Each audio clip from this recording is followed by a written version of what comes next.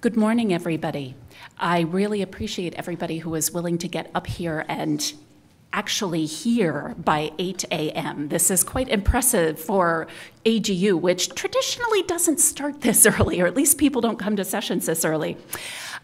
Welcome this morning from Washington, D.C. to both our in-person and our virtual audience.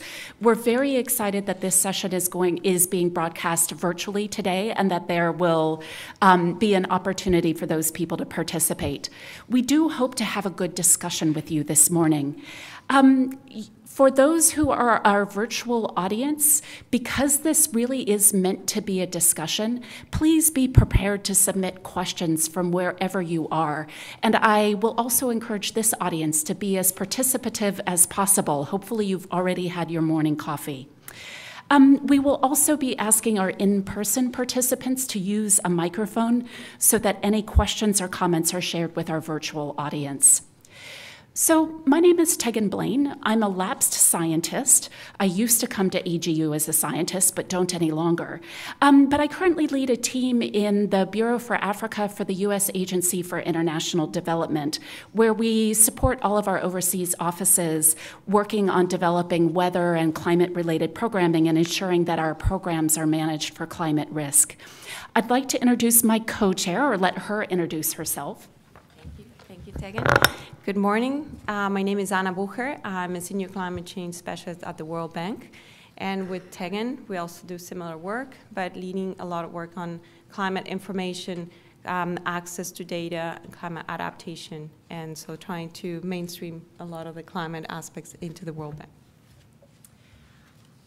And I would also like to thank our additional chairs, John Balbus from HHS's National Institutes of Health, Rosalind West from UK's Department for International Development.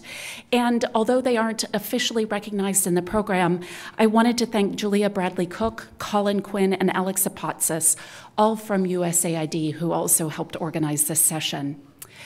I'd like to give you a little bit of background for why we put together this session. All of us who are organizers at one time participated in AGU as scientists. However, we all moved into the policy space, but we still work closely with scientists to support developing countries and other partners as they work to respond to climate change. However, we definitely have discovered that those two communities are very, very different. They have different motivations, different ways of thinking, different ways of communicating, different ways of making decisions, and different ways for how information is actually used in that decision-making process. We thought that it would be useful to talk about how scientists can actually develop better working relationships with policymakers and how some of that policy gets determined in the real world. We hope that today's session will inspire more scientists to get engaged in this space and also help you figure out how to engage more effectively. We're going to be doing two sessions today, no PowerPoints, which I recognize is very untraditional for AGU. Our first session will focus on scientists who partner with governments to support them. Our second session will be a bit more from the perspective of governments and the donor community who work with scientists and how scientists can engage more effectively. So just in terms of format, we are going to give all of our speakers about 5 minutes to introduce themselves and share some initial thoughts. And we will start with some organized questions from Anna and myself. But then the last 20 to 30 minutes will be for you to ask questions and be participants in this discussion. One last note, I'm afraid two of our speakers had either visa issues or scheduling changes at the COP happening right now in Poland. So we are down to 3 participants per session, but we are so glad that the people who are here are going to be very active in the conversation. With that, I will hand this over to Anna for the first session. Great, good morning. And as Tegan mentioned, as you all know, the COP in Poland is happening at the same time. And so it was an interesting opportunity. I'm receiving all the emails of the people that are attending those events, and I'm feeding them all the events that are happening at AGU. So this is quite interesting that we can still do this policy and science interaction at the same time. We have a great set of panelists for our first session. And the first session, we really wanted to think about actionable information. What do we need to inform climate change and development-related policy? And how do we move from data to information to knowledge? And what is most relevant from our side is action, and how we take some of these aspects to make decisions, and how can we help decision makers. So our three excellent panelists that have agreed to come and raise early today, what I will do is introduce each of them, but then ask them to tell us a bit what they've been working on, what are some of the key messages, and then answer some very tough questions that we hope can engage in the conversation. So I would like to start with Dr. Bedgen. Walter Bedgen is a senior research scientist. He's the director of the regional and sectoral program in the IRI, International Research. Where's the I? For Institute, sorry. Columbia University. So he's acted as the director of Agriculture and Food Security Center, also at the Columbia University. And he has been establishing research and education programs that aim to improve climate risk management in agriculture, water resources, and natural ecosystem. He's been an author in the IPCC second, third, and fourth assessment reports. He serves or has served in scientific advisory committees in international organizations. He has been working a lot with many international organizations, including the World Bank. And Dr. Bedgen obtained his PhD and master degrees from Virginia Polytechnic Institute and State University, his bachelor's in agriculture engineering from University of Uruguay. So, Walter, welcome, and thank you for being here. Thank you. And we would like to have your thoughts, particularly on this actionable information, and if you can tell us a bit what you've been doing. What are the aspects that you've been learning, and what are the insights, particularly in the international community, in terms of doing the right thing? Okay. Good morning.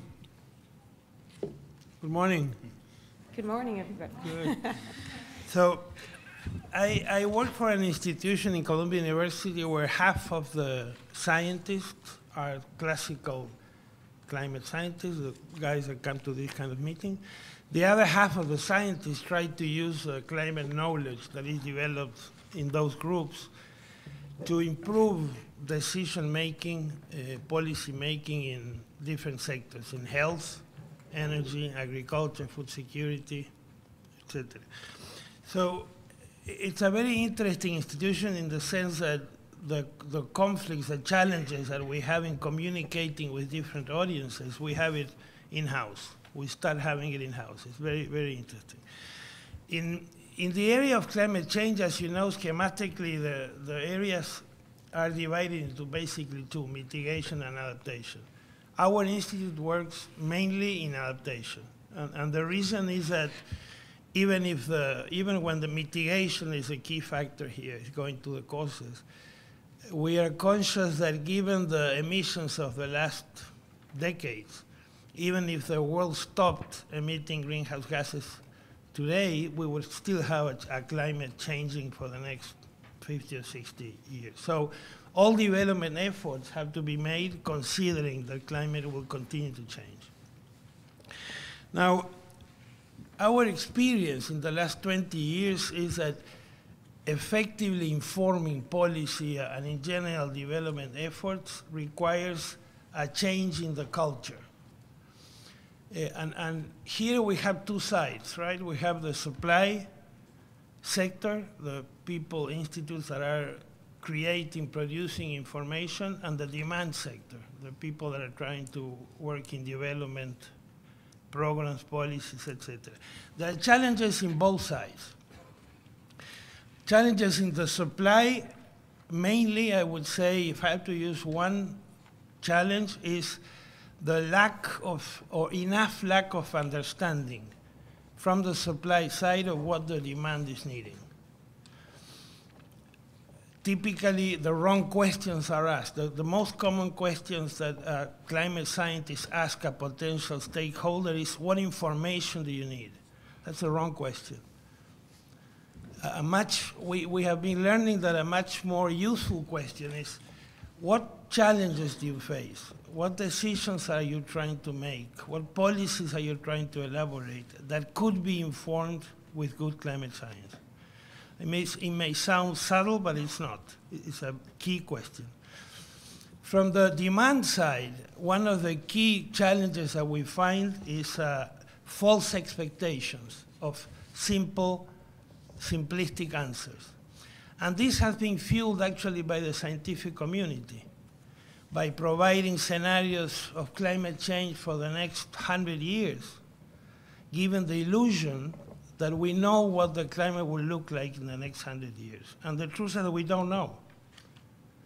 The truth is that in the best case, we have ranges of possible climate scenarios. And very often, the way we communicate those scenarios give the false idea that there are no uncertainties. It's very common to see, even in peer-reviewed journals, maps showing that in 2080, the corn yields in Argentina will be 20% less than today, which is crazy. It's not only scientifically incorrect, it can lead to a false expectation that we know what the climate will look like in 80 years, and therefore what the impacts on the different sectors will be in 80 years.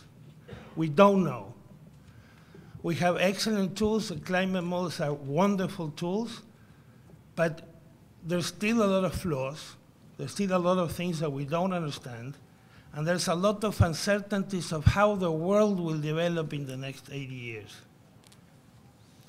So the big problem of this way of communicating climate change scenarios for the future is that policymakers understand this type of information a lot easier than if we start talking about uncertainties and ranges and possible scenarios. So they can mistakenly believe this type of information and even lead them to maladaptation, to wrong decisions. So what we propose, what we are learning that is very effective, is that we communicate these uncertainties in climate scenarios, and that we ask the question, when in our experience working, say, with ministries, with development agencies, the first question that we ask back to the people that are asking for help to adapt to climate change, the first question is, do you think you're well adapted to current climate? Do you think you have systems, you have production systems, agricultural production systems that are resilient to current climate? You have a system that works perfectly well when you have a drought, when you have storms? And of course, 99% of the time, the answer is no. So we say, let's start adapting to current climate as a good way to improve your possibility, your resilience, your adaptability for the future climate. Great. Thank you. Thank you, Walter. That was very inspiring. I've heard a lot about talking about simple messages, uncertainties, and the right questions. And these are the very important aspects that we need to really work on and really get it simple to work. I'll pass now to Benjamin Zaitchik. Ben is an associate professor in the Johns Hopkins Department of Earth and Planetary Sciences. His research addresses hydroclimatic variability across a range of spatial and temporal scales. This includes work on fundamental atmospheric and hydrological processes, as well as application to problems of water, agriculture, and human health. And I think we would like to hear about that a bit more. In this context, he has attempted to match climate science information to the viable solution space and for diverse decision makers, and integrating climate information to broader risk assessments. Dr. Zaitchik is currently the secretary of the GeoHealth section at AGU, so it would be very interesting to hear what you can tell us about that. And so in 5 minutes, if you can tell us a summary of what you've been doing, what are the key punching messages that maybe we can pass here, and after we all present all the presenters will come back to some particular questions. Ben, the floor is yours. Thank you so much, and thank you for the opportunity to participate on this panel. And so, in preparing for this panel, I thought about the title, right, which is that we're talking about climate information for development. And I thought, well, what does that mean, right? Why treat that as a separate topic? What's different between climate information in general and climate information for the development context? And I think there are many ways to answer that. And let me just try in opening remarks here to take one stab at that, one angle at what's different. That's probably wrong, but hopefully provocative or useful. And so I take this from a perspective of environmental shocks, okay? And particularly when a shock leads to an outcome that is qualitatively different and not just quantitatively different.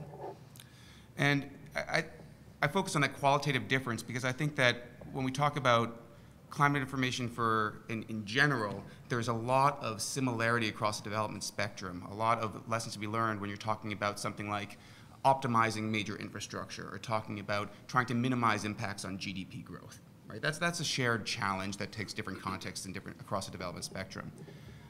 But, and here's where I might be wrong, but I think that in general one would say that the possibility of having an environmental shock lead to a change in trajectory that either at the individual and household level or at the level all the way up to the country absolutely changes what the next 50 years look like.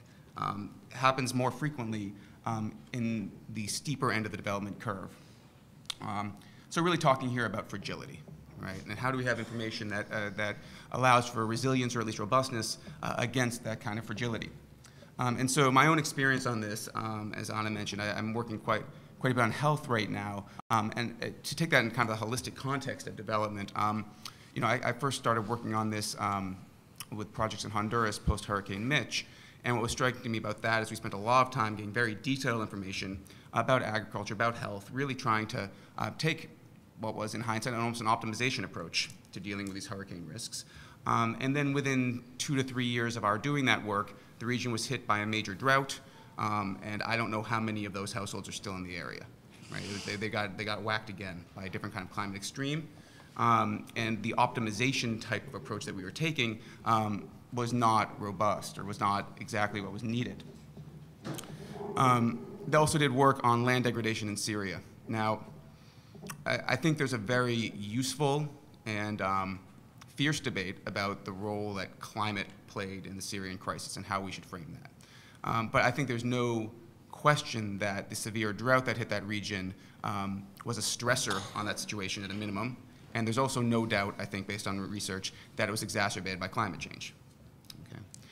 And so they were in a situation where, again, you're working on sustainable development, and then a climate shock plays a role, at least, in completely changing a trajectory, okay? Without taking an opinion on whether climate drove that or was just a stressor. And more recent work in Ethiopia, again, on both health and more broadly on agricultural outcomes in rural areas, we certainly see that kind of fragility. I mean, this is, you know, this is true everywhere, right? We had students out talking to farmers, and they saw a farmer, you know, very purposefully driving his oxen-drawn plow across the soil conservation structures that had been put in the previous year, tearing them up. And so the students asked, and these were Ethiopian students, not American students. They said, well, why are you doing that? You know, don't you know that's going to lead to soil loss? And he said, well, yes, but I'd rather die next year than this year. And so it's when you're dealing with a 100% discount rate, that influences the kind of information that might be useful.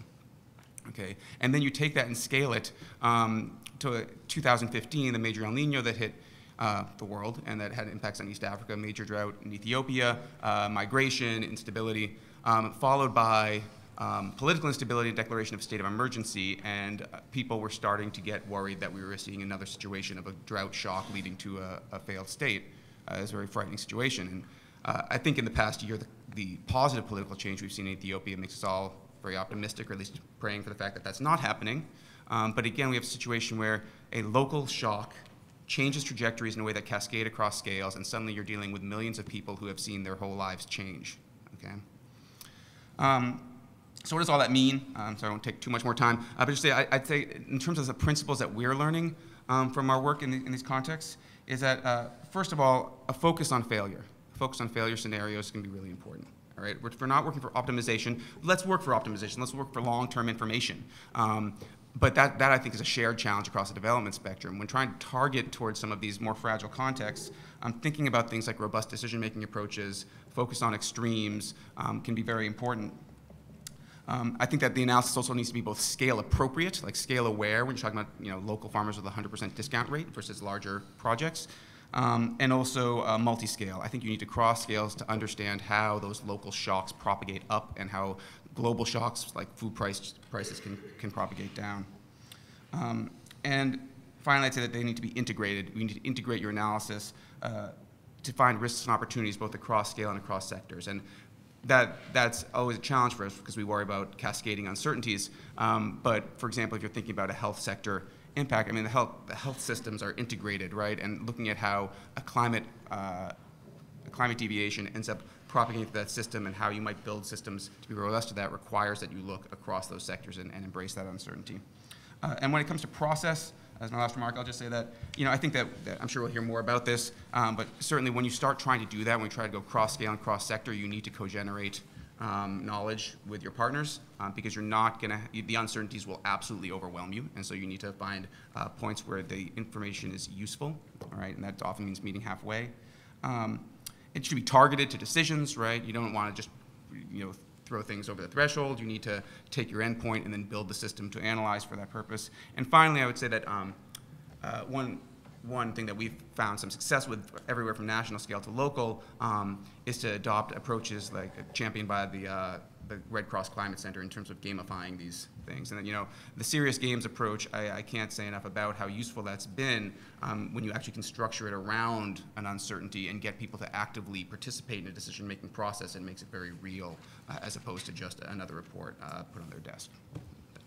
Thank you, Ben. That was very, very enlightening. And you touched upon some of the key issues that I hope we'll get into the discussions, which is integrated approaches, robust decision-making, and some of the uncertainties. And that is a big component, right?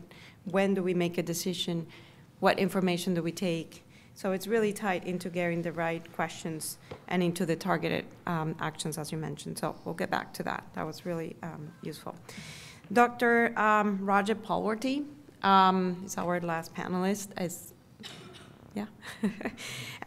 He's a senior scientist, and it's a pleasure to have you here, in NOAA, Physical Science Laboratory in Boulder, Colorado. His research focuses on climate science, risk management, and services in the US, Latin America, and also particularly in the Caribbean. He's a lead author on national, international hazards and climate assessments, including the IPCC, the UN International Strategy for Disaster Risk Reduction, and the US National Climate Assessments. Roger has also helped design and lead widely recognized multidisciplinary programs, including, if you have heard about NOAA, the Regional Integrated Science and Assessments, a very important one, the U.S. National Integrated Drought Information. We want to hear about that. And he also chairs the UN WMO Climate Services Information System Implementation Team, and this is also where we have been working and have some relationships. So, Dr. Palworthy, it's really a pleasure to have you here. I want to hear a bit about your role at NOAA and how are you helping informing some of the development of these, some of the issues that we heard before, sure, and some particular examples. Great, thanks for having me here, and you're being panelized this morning. So a couple of key issues just came up, right, in terms of surprises and impacts, and I'll speak a little bit more about the Caribbean and places like that in the next round of what we're doing. In 2017, and this gets back to both Ben's and Walter's point, in 2017, 22 of 29 Caribbean small island states were impacted. But 4 were affected by 1 storm, 13 by 2 storms, and 5 by 3 storms. There's some estimates, and Stefan could give us some grounding on this, that Hurricane Maria could lower incomes in Puerto Rico by 21% over the next 15 years, provided that no other storm hits. This comes back to the point that Walter and others were making. There is no straight trajectory to change, and we're not changing our minds about how you use projections and so on. This is something we've been arguing for decades about the creation of cross-timescale information. But prior to that hurricane season, the Caribbean experienced its most intensive drought on record. Food security issues, riots in the streets, not quite like Paris, but, you know. It was the worst drought since 1950. And it shows, however, the globally networked nature of the risks that are facing. You had the local production risk from drought, but you also had a drought in the Midwest of the United States. And since the 1950s, the export of cheap wheat to parts of the world has become a source of exporting vulnerability as well. When we look at some of this, places like the Caribbean are seeing some of these critical transitions, but we don't know what to do about them. They're outside the realm of the unfamiliar into the realm of the unprecedented. And the way we try to think about this is getting into surprises in the system and what the nature of those look like. However, as we all know, and I like to tell people whenever they say, let's be proactive, I always tell them, yeah, let's be proactive, you first. And the reason for that, it implies an upfront, not just cost, but professional risk to act. And we discount that aspect of decision-making in many situations. We think we can design perfect institutions, craft probabilistic information, but who is to do it? And how is this to be implemented? This is one of the things that has come about in the way we've studied not just how we craft regional organizations, but how we learn from them. So there are three aspects that I'm just going to mention that come out as lessons from what we're doing, and then we'll speak more about them as we talk about the cases. One, as we all know, is working across this alignment continuum. You heard from Ben and Walter exactly the problem that we're facing.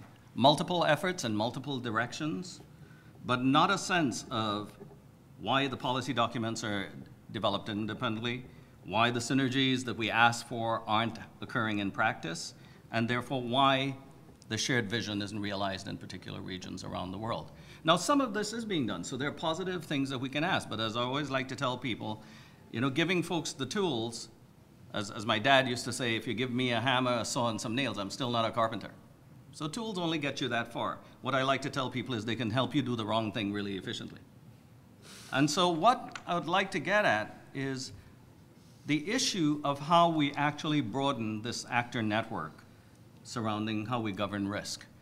And by that, I mean not just the user network, but the philanthropies, the private capital, and other issues like that. So I want to raise that as a concern. We hear a lot about issues such as co-production. I always tell people, if you do not share risks and responsibilities, all you're sharing is data. Don't confuse that with co-production. But in our business, anticipation is critical, but so is agility. And we have some criteria based on the work that we've done across NOAA and elsewhere on how we use scientific information, from avoiding what Walter quite rightly calls the push.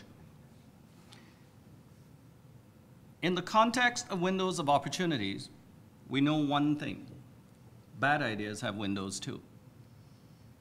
So they create opportunities. So what makes a window usable in the context of planning and management? Leadership and the public are engaged. There's an existing or social basis for securing the common good. And there's a collaborative framework between research and management. This is the lesson of the Regional Integrated Sciences and Assessment, the National Integrated Drought Information System, IRI, and others that are multidisciplinary, context-based, and problem-focused.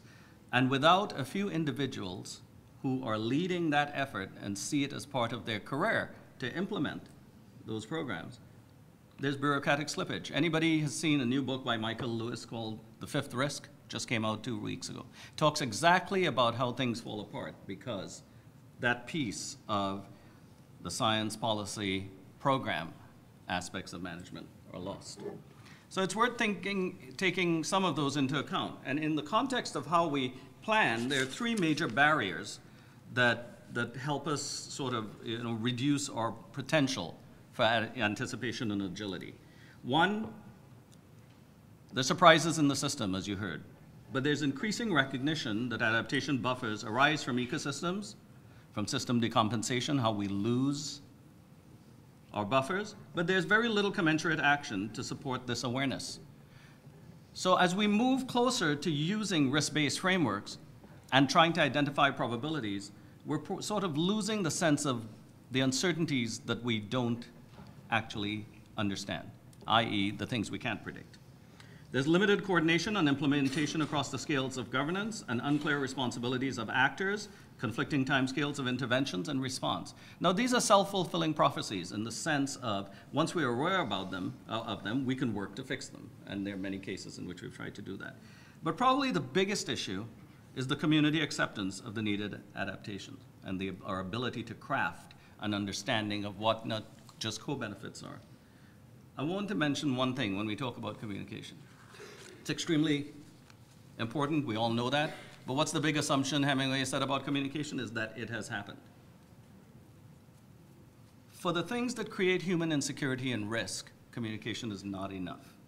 We're really talking about what we value, how we organize, and how we allocate resources.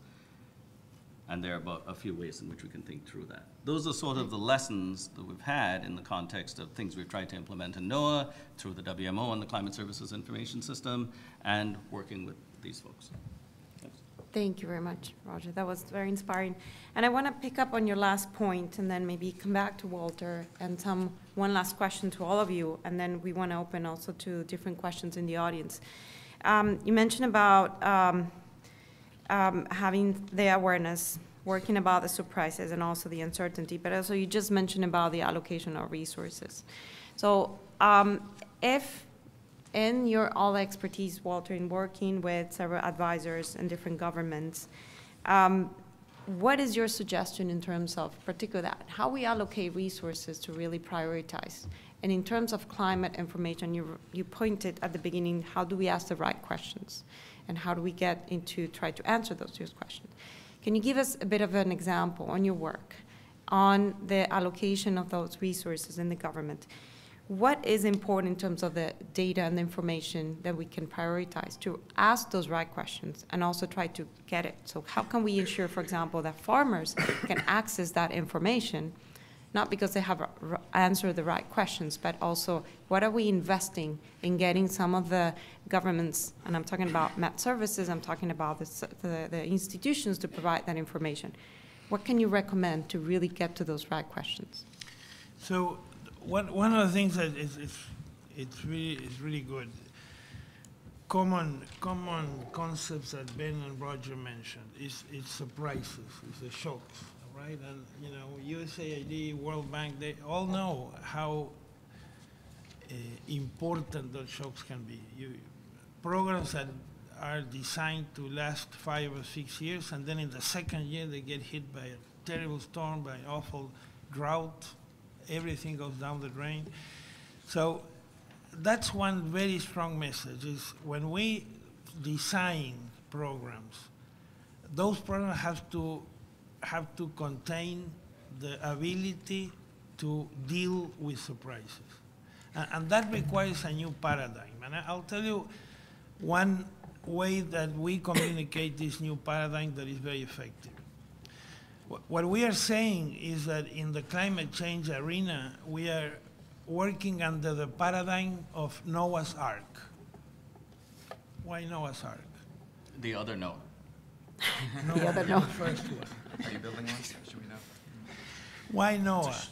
It's a space. Noah got perfect information. A climatic cataclysm is coming. He built infrastructure. He saved biodiversity. But we will never get perfect information. So we need a different paradigm. And the paradigm that we use, we call it the ginkgo biloba. I don't know if you know the ginkgo biloba tree. 1945. The atomic bomb is dropped in Hiroshima. Everything is dead in a radius of 1 kilometer, everything. A few weeks later, 6 ginkgo biloba start growing. Why? They're still alive, by the way. So imagine the symbolic value that those trees have for the Japanese. But why? Why everything was dead and 6 trees were able to survive? One possibility is that this is a very old species, at least 2 million years old, which means that that species evolved adapting to very extreme situations. was able to adapt with so much flexibility that was even able to adapt to an unprecedented event like an atomic bomb. That's the paradigm we need in adaptation. Is we don't know, we will never get perfect information on future climate, and we need to design production systems, public health systems that are able to adapt to a wide range of risks, of damages. And we also need, and this is our experience, we also need to understand that there are some of the risks that we will not be able to manage with good information or with good communication. We need financial tools. There are some risks that we will not be able to manage. We need to transfer those risks. And one of the best examples that I know of how to be pragmatic and practical in linking development in the agriculture sector with climate change is from Uruguay. There's a World Bank program in Uruguay that is called Development and Adaptation of the Agriculture Sector to Climate Change. In the whole program, there's not a single climate change scenario. The whole program is based on the premise that the best way to start adapting to climate change is by adapting to current climate risks. And what that means is best information systems possible, the best decision support systems, the best communication with the people that are making decisions, understanding that if we're trying to inform a minister, we will never have the chance to work directly with that person. We need to understand that information flows through very complicated networks, and we need to understand those networks. But we need to be rigorous as we are in understanding climate. So good information systems, good communication systems, good decision support systems, and then being conscious that we will not be able to manage all risks and introduce the adequate financial tools to transfer those risks that we cannot manage. Thank you, Walter. That was a great example. I want to just ask the same question to Ben. I think if you can give us example from the work in Africa that you're doing, and what are the messages that you think can move a bit that gap that you just mentioned in terms of the information that you would need to continue to do that? Yeah. Given the surrounding expertise here, maybe I'll answer from a slightly different angle to focus on the health perspective. And health itself, of course, is everything, so it's an incredibly diverse problem. But maybe I'll take it from a case of cholera. Let's talk about cholera for a second, okay? One way in which information propagates, and this is going to be a little bit different because this is a little bit top down, okay? But I think there's a reason for that, which is that one can develop warning systems for cholera, right? And that's not as easy as saying it, right? There's been some good foundational work saying A plus B equals cholera. That was important to see environmentally, but I think that we've hit the limits of that. And now we're into more complex systems analysis. But let's just say you can do it, all right? Let's just say you can get a cholera early warning system going, which is what we're working on right now for Africa. If you have that, then what do you do with that information, okay? In the case of cholera, the way that this works, or one way that this works, is that the World Health Organization, of course, works to avoid, to try to prevent and damp down cholera epidemics when they occur. And there's a global task force on cholera that tries to implement that work. And they cannot, as WHO, they cannot enter a country to do work unless that country requests their presence, okay? And so, again, assume the premise for a second that I've got a reasonable warning system with uncertainty associated with it, and we see elevated risk in a country, and that country is understandably reticent to declare a cholera emergency, right? Nobody likes to be the guy with a cholera emergency, right? And so what the information in that context might be able to do, right, is provide a vehicle for discussing the need to get help in, right, to encourage decision makers to essentially ask the WHO to support them against, as this cholera epidemic begins to spread. So it's a pretty specific example, right, in the broad world of how these things work. But there's a case where I think that, that as, you know, from the world of geohealth, as scientists trying to produce information, targeting information to be useful for end users in a private setting. This is not going to be like, you don't need to be on a website and let everyone know that Mozambique has a cholera problem. What you need to do is have information that the relevant stake that is targeted to the needs of the stakeholders so that they can have some delicate conversations about how to get help in and then distribute those resources. And cholera is a good example of this because cholera is an eminently treatable disease, right? I mean, there's some epidemics that are hard to deal with. Cholera, if you get in there, you should be able to do a lot of good pretty quickly, right? And so there's an instance, I'll just take that as the simple one so as not to go on forever, but that where I think the information content, or as Roger was saying, kind of the co-investment in this, saying, okay, the resources are going to come in, we're going to collectively take the risk for the nation of saying, hey, we have cholera, we need to intervene, and for the WHO and the donors and anyone else involved say, we believe in our information system and are going to go out on a limb and tell you that it's time to move, can be done in a fairly targeted way. Excellent, yes, okay. Can I- Yes, Yeah, sure. So in this context, and these are just wonderful. shortly, so Yeah, we can. yeah. Thank you very much. Go ahead. Let's Come on, yeah, you have 1 minute. Yeah, that's right. No, that's, Go ahead, go ahead. no, I just wanted to add to this is, I guess part of the question is the optimal space for investment. Yeah. When and where does it take place and how acceptable is that? And again, Stefan and others can tell you a whole lot about sovereign liquidity investments, which are something that gets at the emergency while you're prepared to manage the long term. What does that entry point give you, and what are the institutions you need around there?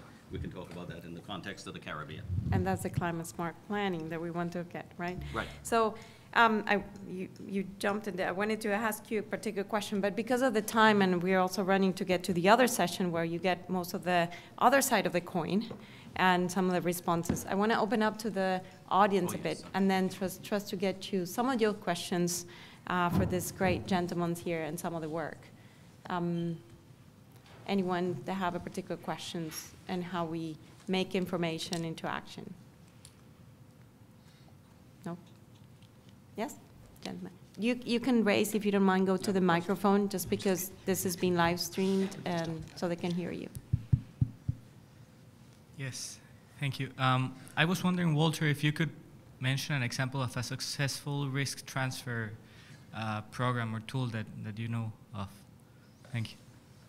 Yeah, thank you. So I'll tell you the two types of financial tools that we in our institution are working in. One is the index-based insurance. So the problem with insurance, as you know, in agriculture is that it's extremely expensive. We can talk more in details after the session. I'll be glad to talk to you. But the beauty of index-based insurance is that it makes it very cheap. So now in Ethiopia, for example, there are tens of thousands of farmers that are buying this type of insurance. The other financial tool that is very exciting to me, is more recent, and it is work with the World Food Program and the Red Cross, is what we are calling financial forecast-based finances. So helping these organizations to prioritize their aid based on more objective information. So, for example, just to give you a very short example, is how strong must the forecast be in order to make the decision to move resources to that area? And what are the costs of not doing it? And what is the cost of doing something and then that event not happening? So that type of financial tools. So index insurance and forecast-based finance. Yes, please, right.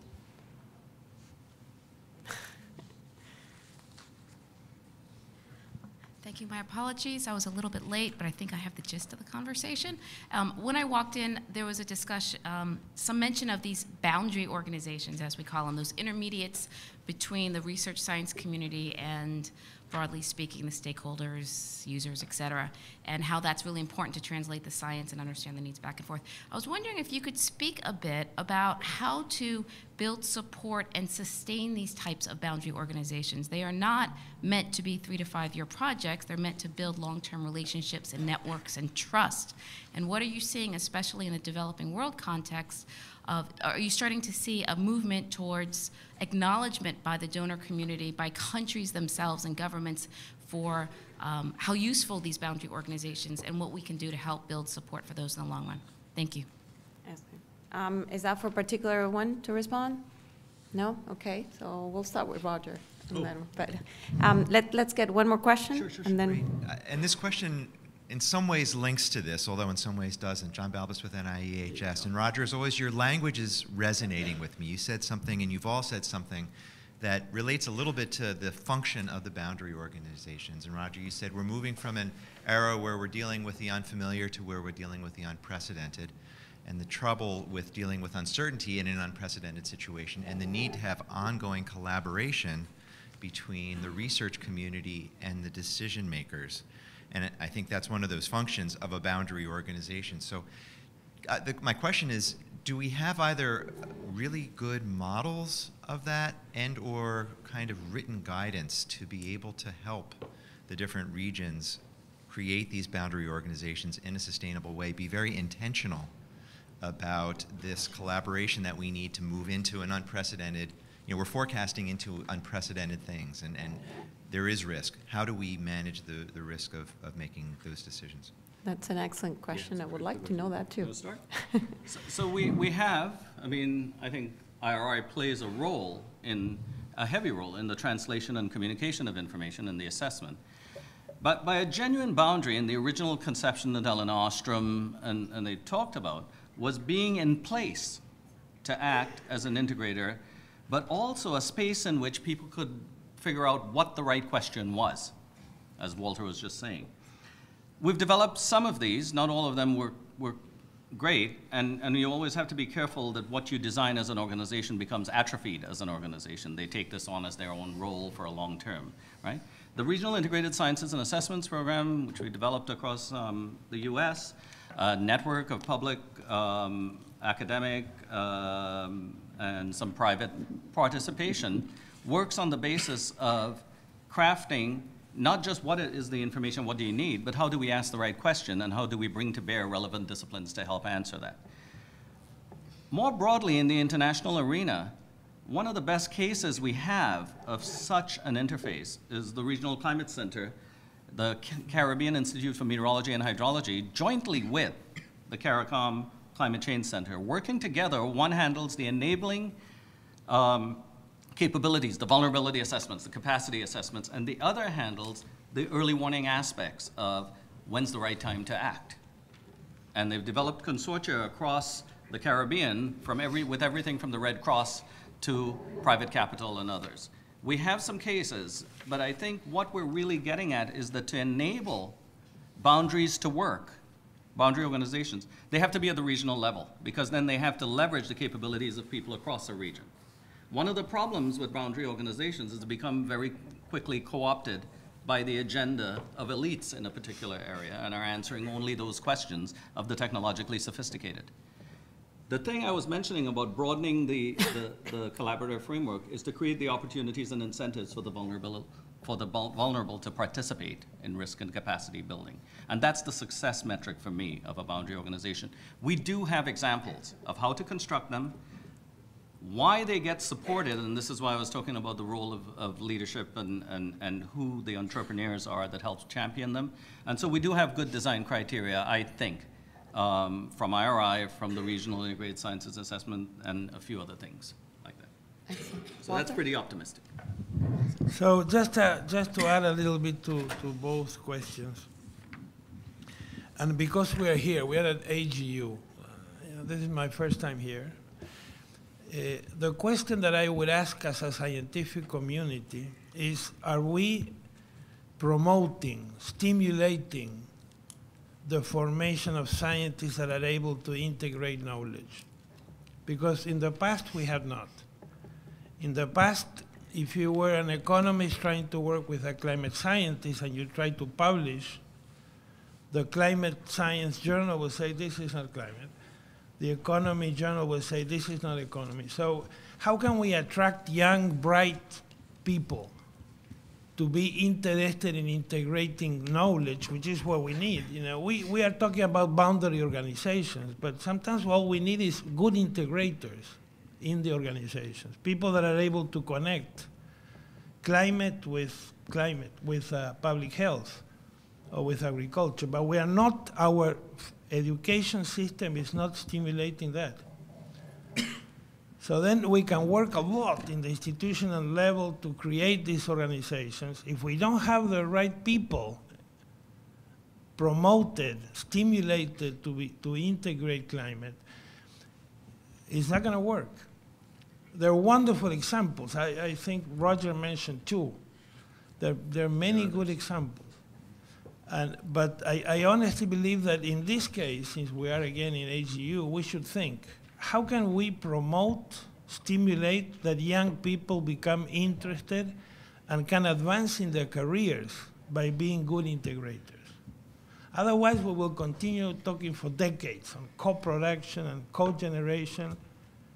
It's not going to work. We need to stimulate the young people to do it.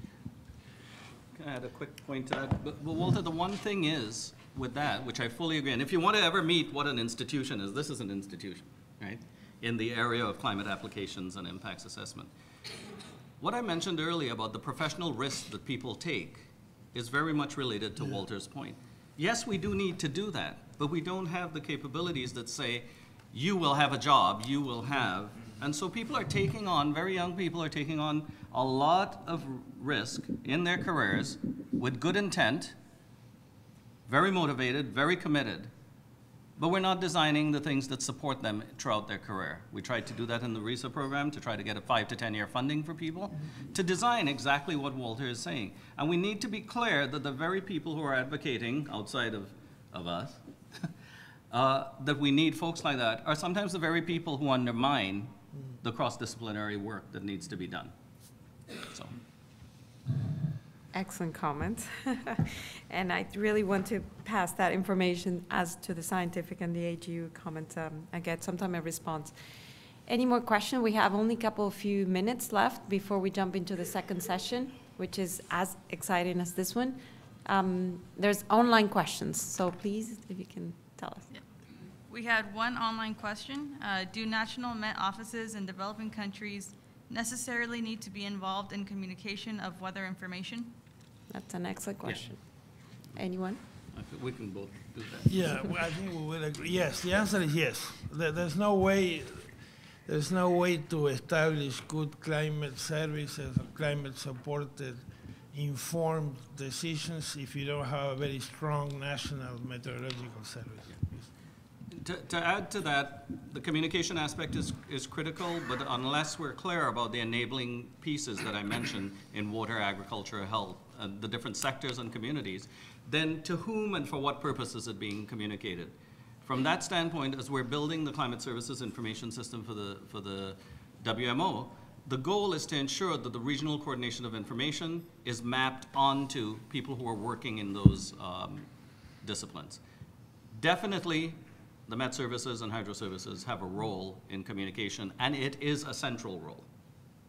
But it has to be done in the context of whether or not people are able to act on that issue. Ben. Just very briefly on this, from a different perspective, I think that's absolutely true, and also that we should recognize the fluidity of information paths. And so one way to do this is through direct engagement, those of us here who are not living in these countries, to directly engage with the Met Services, get your MOU and work directly into the information flow. That's important, and direct training of their people. But also working with any partners in the region to get people to, I'm at an academic institution, taking students who then go back home, working with universities in the region, getting these tools there, then they can filter in, right? And so sometimes I found it's hard to work directly with the operational Met Services that have certain responsibilities, but you can get information in that eventually bubbles up. Cool. That's a very good point. Rock and roll. Yes. Any last questions? One more? One more from online. Sure. How do we move from communication to shared values? And does anyone have an example of this happening or working? Can you repeat, sorry? Yeah. How can you move? How do we move from communication to shared values? And does anyone have an example of this happening or working? Any takers? Want to give it a quick shot?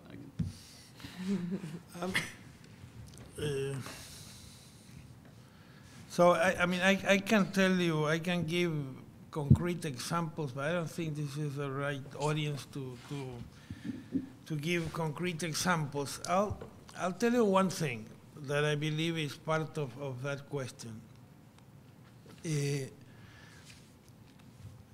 Somebody mentioned, I'm sorry, I think it was Ben or Roger, maybe it wasn't a question. Somebody mentioned the issue of trust. What we have found is that is a very key issue if we want to be successful in developing any project that involves local stakeholders, but also development organizations. In the past, the experience a long time ago has been very bad. It was a typical, situation where development organizations will hire consultants or will hire, universities from the developed world, and then magically they thought that they would find all these great solutions, and that was terrible, because it was terrible in two ways. One, because of course they didn't get the right solution, and two, because the local communities, the scientific communities, the technical communities, become very against those efforts, right? And so something that we have learned, and it really worked, is when you start not by saying, what do you need? How can I help you? What information do you need? What maps do you need? What forecasts do you need? But you start in the other end. You start, what are the challenges you're facing? What are the decisions you're trying to make? What are the policies you're trying to develop? What are the development efforts you're trying to establish? And once after that, only after that, you start thinking, okay, what of all of this universe of possible interventions, what is usually a tiny little thing in this universe of interventions can we inform? So, with a very humble approach, understanding that what these people are facing are huge challenges, and that we can contribute in a small way, hopefully effective way, but small way, not pretending that if we bring the best forecast in the world, there's not going to be any more malaria, or there's not going to be any more food shortages. It's being very humble, working very strongly in developing the local capacities and developing the trust. Yeah, I think Walter is hitting a key point. Why should people feel as though they're better off for engaging in such a process? There is a great richness to that question, and we have to take some positive signals here, which is we do have integrated water resources management. We do have collaborative frameworks that are not just private or regulatory, but in fact common property, shared values working in some settings, and they have rules of exclusion and so on. There are collaborative groups. What I would like to make sure we do is related to what Walter was saying, which is a classic statement. I.F. Stone, the philosopher, had something he used to call the Socratic fallacy. And the Socratic fallacy is, if we are to agree on the mechanics of walking before we take a walk together, we will never take a walk together. And the idea behind that is that we do not need to lecture and hit people over the head about how right we are, but in fact ask, what's the path on which we are together? I've been able, fortunately, to get people from all sides of the aisle to work on policies and practices to help develop things like the National Integrated Drought Information System with people from a very broad political spectrum, because you meet people where they are, with the values that they have, but to show where the commonalities and the common ground are. And a good boundary institution helps you understand that, not just translate information. Well, Good. now you made my job is very easy. I don't have to summarize because that was a very good summary. Take my money from the bank later. Yes, we'll do that. Ben, I want you to see if you have any final thoughts about this or any messages that you want to leave the audience with. Oh, messages. No. No, that's good. I think that there's been food for thought here. I won't try to be the one who pulls it all together, but I hopefully it's been a useful discussion. That's really water good. for thought too. Yeah, so we're gonna, I think a lot of the questions, if you have more questions, just keep it, because I think it's gonna be related to the second session. You're gonna have the time to really answer those. It's very interlinked. But I wanna have time for the other panel to also have these topics. So I really wanna thank you, Walter, Ben, Roger. We really learned a lot. I just want to take it personally in the sense that we've been working with this gentlemen for quite a bit in the World Bank, and we're learning a lot. And I think this is a lot of the scope and the goals, boundaries, and institutions. This is what we're doing and trying to really learn. And it's my first time at AGU as well, so I really want to be, it's really interesting and challenging. So it's a great opportunity that we had the time to do this with Tegan. But I think we're really looking forward. We're really looking for the scientific community to help us get the discussions. We talk about communications, we talk about questions, but I really like the point of integration that Walter made. So we really are hoping to continue to work with the scientific community to get something about climate change and adaptation. So with that, thank you so much, and we'll pass it to Tegan. Thank you.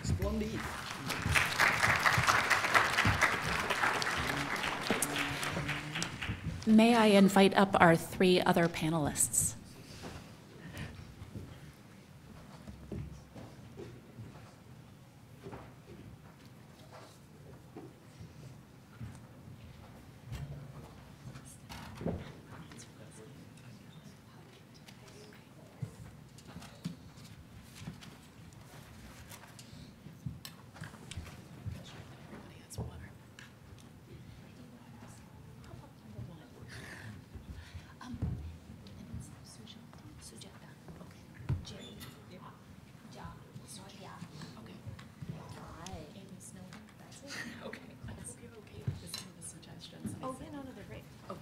Wonderful.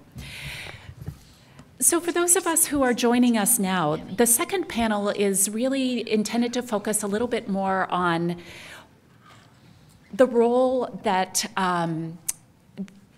governments play in thinking about climate change, and how, from the perspective of governments and organizations, do they work with scientists. And so I'd like to introduce our three panelists, and we'll ask each of them to say a few words as I introduce them. But all of them are coming at this issue from a very, very different point of view. Our first panelist is Sujata Saunik.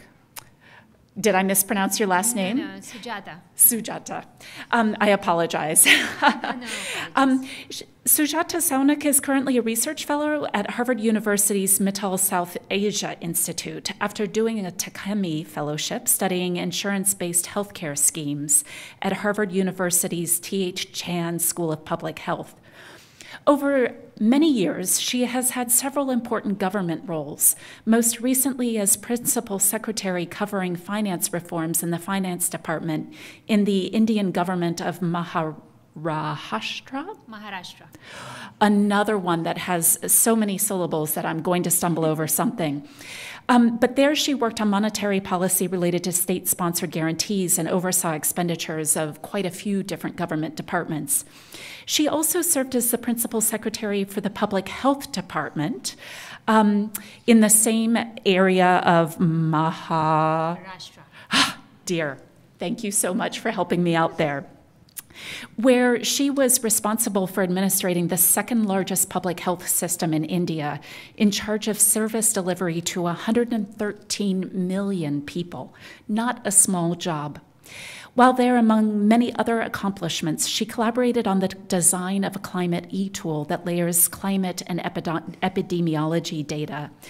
She has had many, many other roles, but the other one that I will mention is that she served as advisor and joint secretary in the National Disaster Management Authority of India, where she helped design disaster management plans for state governments. And so I'm wondering if you'd be willing to start by talking a bit about what kinds of climate issues you've dealt with in your career and how decisions are actually getting made in governments. Thank you very much. Delighted to be here. And this is my first time in the AGU too, so I'm really looking forward to the discussion with my co-panelists. And I would start by answering your question. You know, I come from a country which is, you know, having a huge population, and we have many issues at scale. Almost all types of disasters, natural and man-made, have been experienced in India. Maharashtra itself is a central state and a very big one, and it is flood prone. It is also prone to very high winds, and because it's a largely agrarian economy, it's very susceptible to climate conditions. It's a state where there is a lot of cash crop grown, and so any damage to crops leads to huge impacts. And obviously this all leads to a lot of political, you know, backlash in many ways. So as a bureaucrat, and I'm quite conscious of the fact that I'm the odd one here today, and I'm surrounded by scientists and people who've spent considerable amount of time doing research, and I'm now talking from the perspective of how that research could probably help set better policy. So I'm here to give you, you know, the other side of the story, as was pointed out earlier. But at the same time, I don't think I would adequately represent my own community, because there are far too many of us dealing with myriad, you know, situations, and it's difficult always to bring everything into context in a very short time. However, I would say that, you know, it's always a challenge to get the information and make it work for you.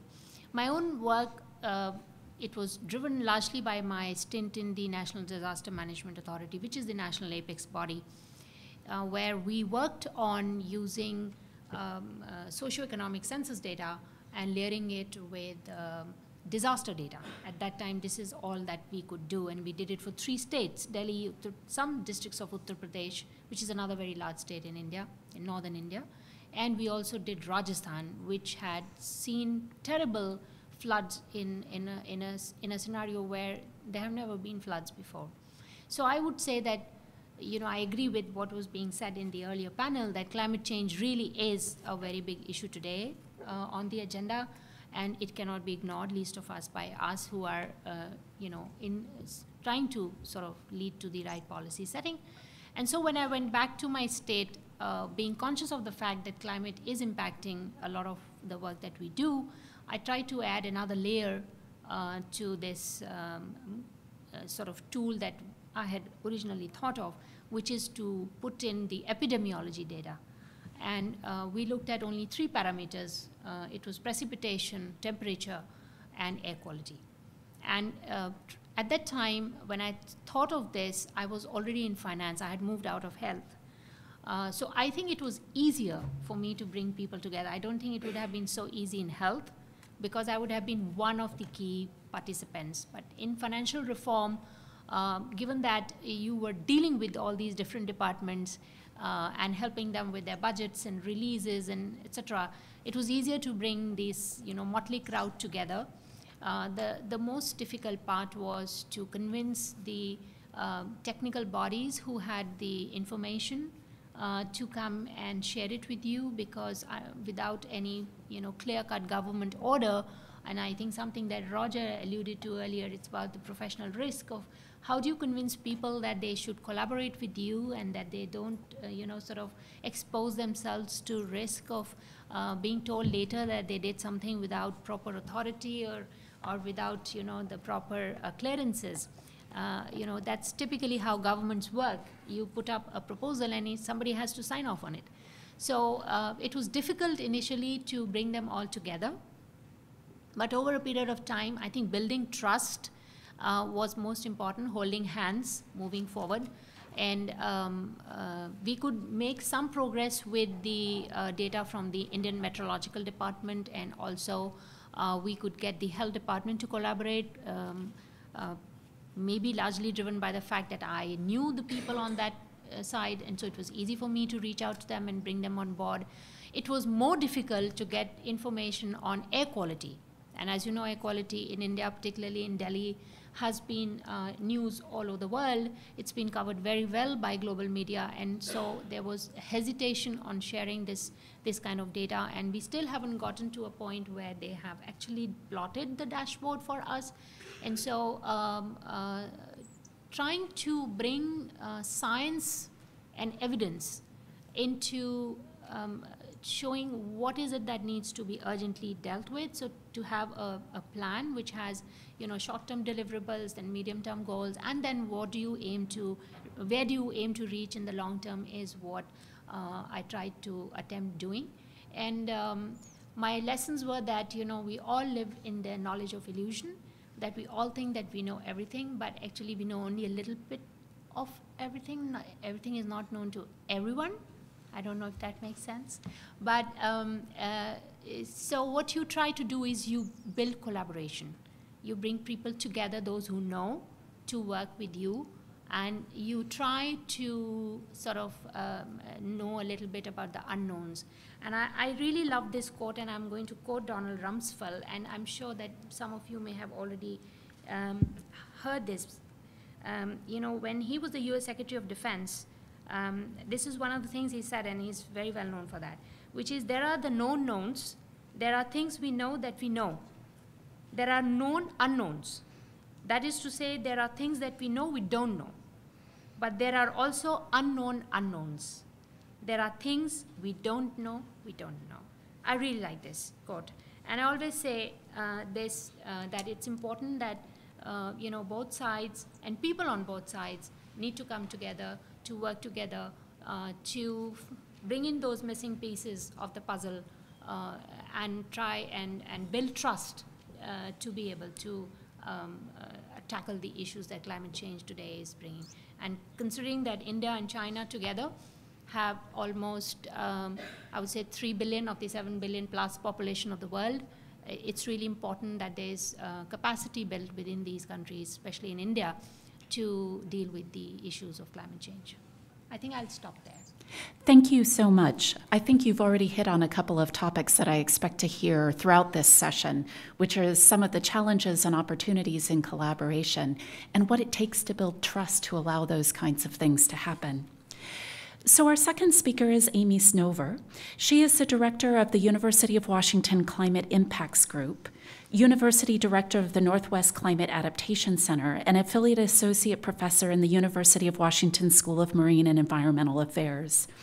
She leads the Climate Impacts Group's efforts to provide the fundamental scientific understanding, data tools, and guidance necessary for managing climate risks facing the people and communities of the Pacific Northwest, including tribal communities. And so she has experience working with a range of communities within the United States.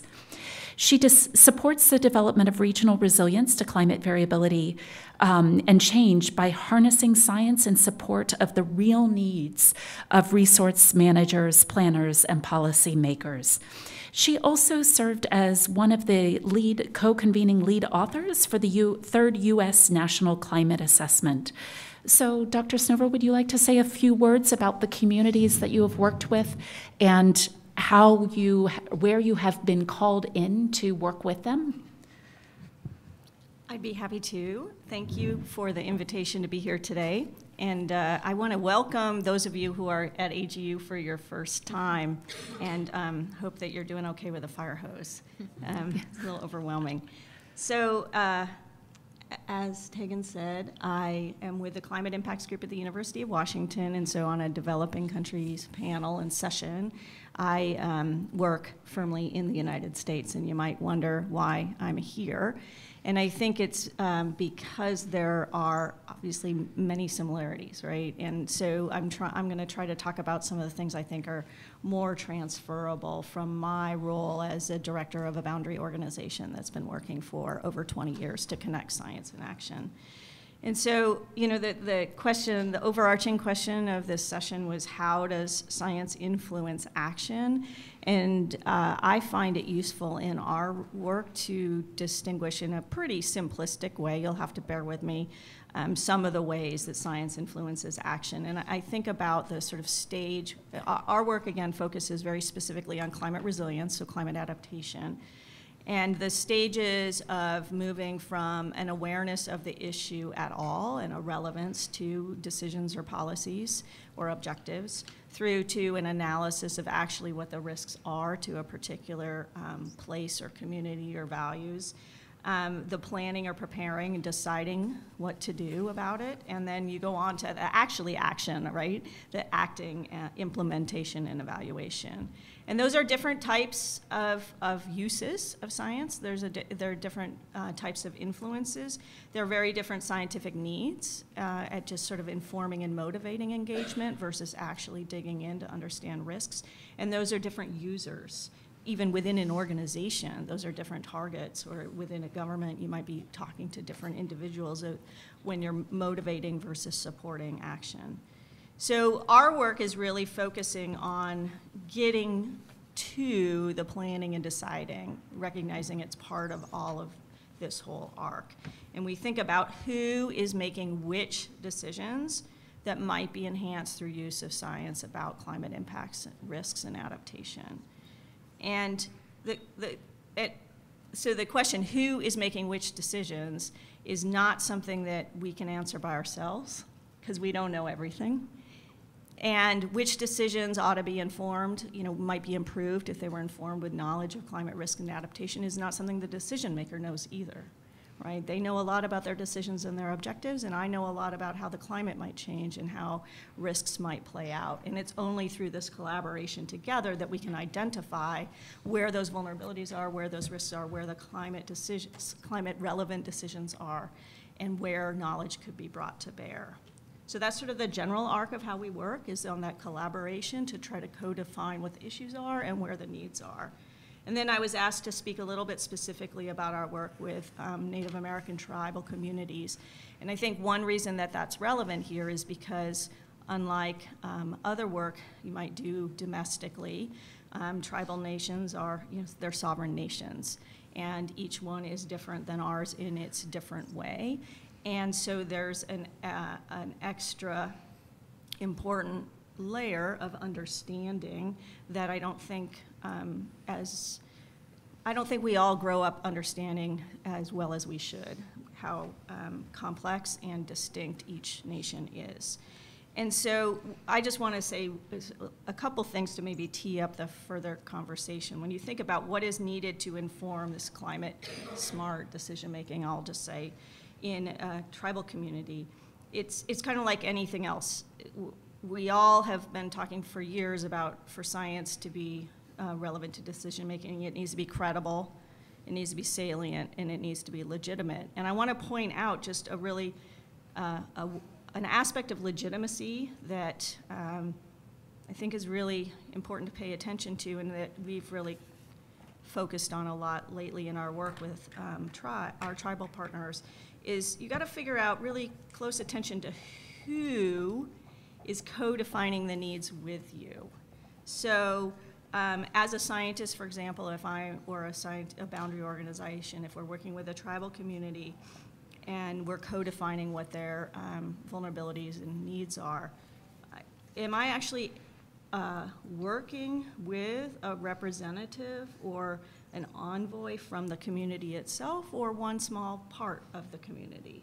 And I can get into some specifics in the questions, but I think that the relationship to working in developing countries may well be when you're brought in by a donor or an aid agency who has defined some aspect of the country's needs.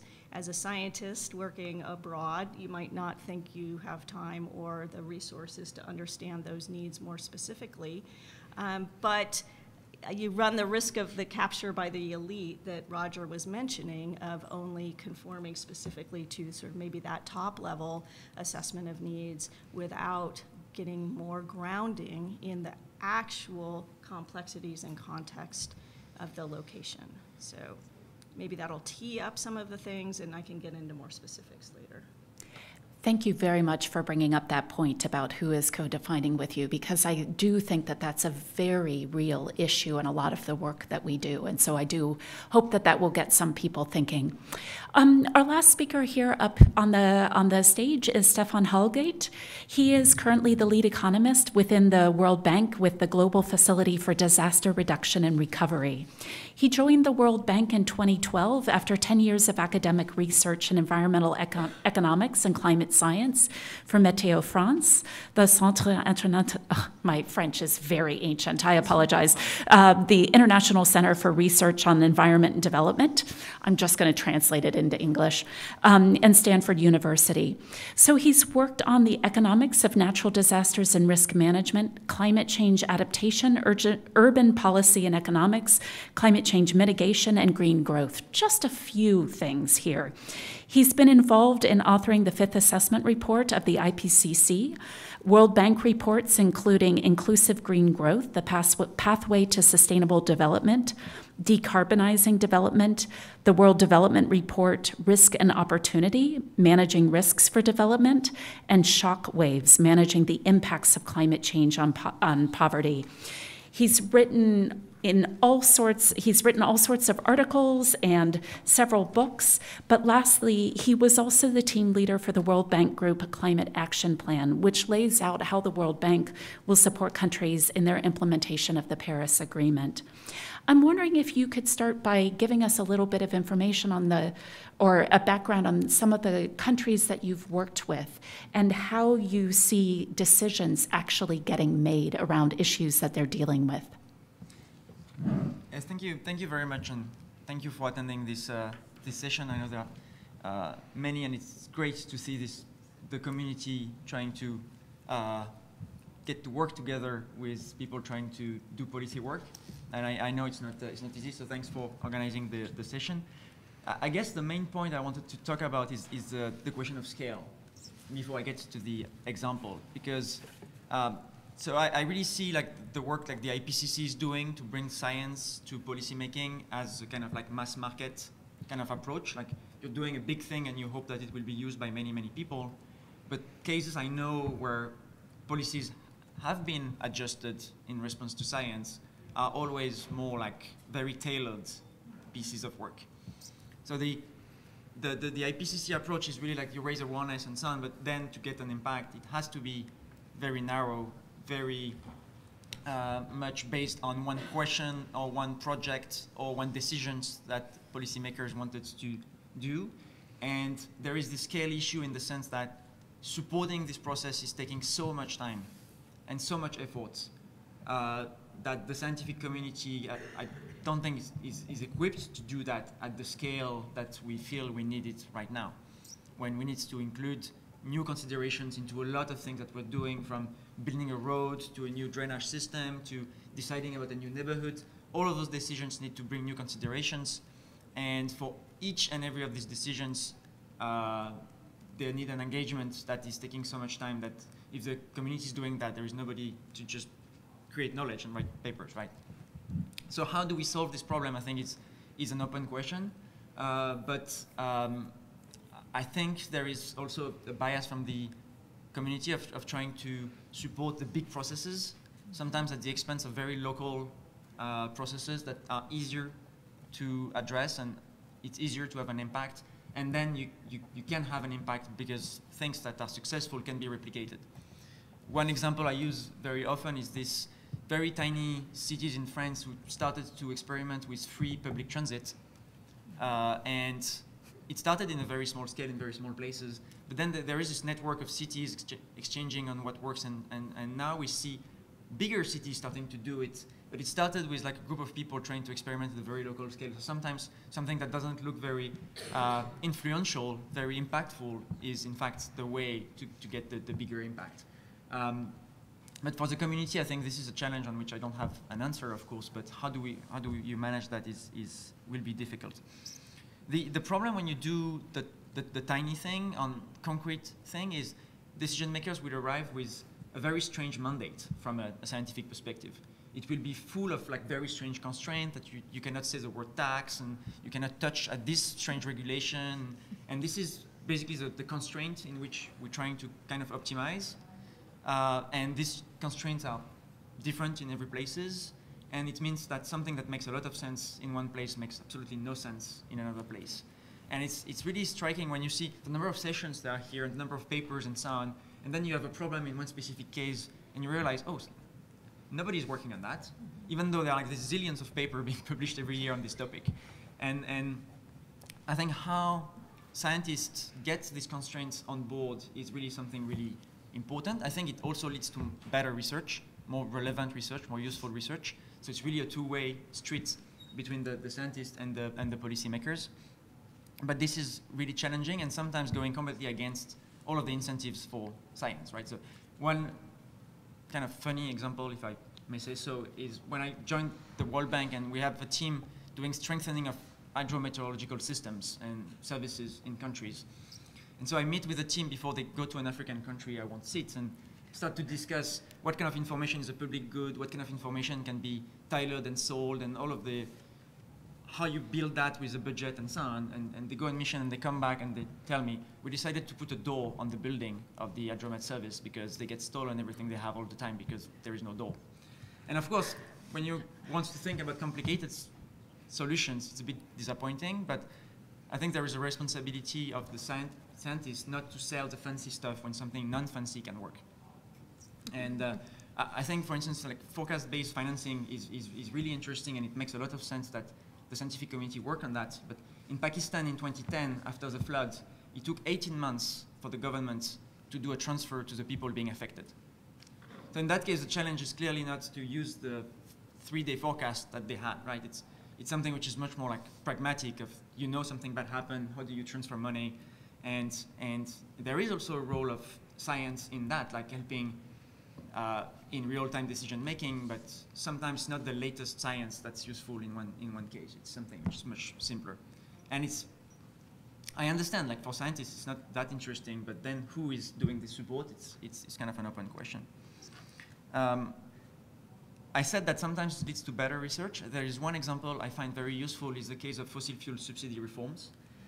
So we had economists and people doing policy work repeating for 30 years that fossil fuel subsidies are bad because they lead to waste of energy. And for 30 years, they have been complaining that nobody is listening to us. We're explaining we have this nice model and we show it's a bad thing.